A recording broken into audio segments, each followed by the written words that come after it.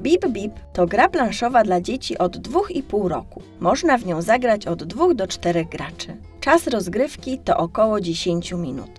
Bip Bip to gra, gdzie wcielicie się w rolę taksówkarzy i będziecie mieli za zadanie jak najszybciej dowieźć swoich pasażerów w wylosowane miejsca.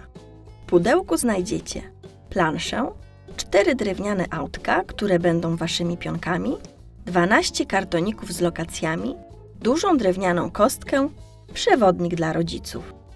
Przygotowanie gry. Rozłóżcie planszę. Wybierzcie swoje pionki i ustawcie je na białych polach w rogach planszy. Potasujcie kartoniki i rozdajcie je losowo każdemu z graczy.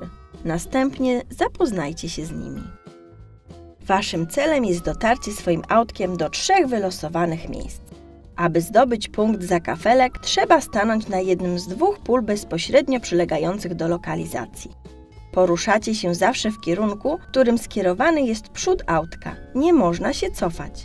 Ważne, na jednym polu naraz może stać tylko jeden pionek autka. Jeśli najbliższe pole w wylosowanym kolorze jest zajęte, musicie ustawić autko na kolejnym wolnym polu.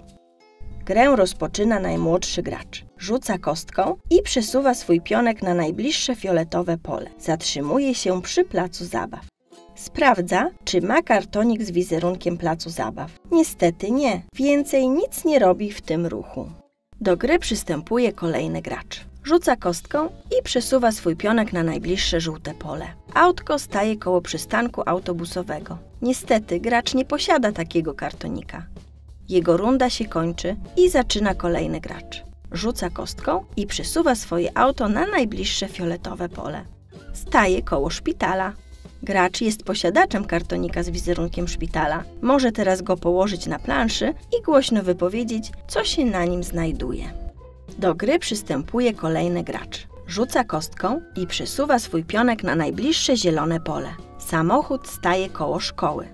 Gracz posiada ten kartonik i może położyć go na planszy.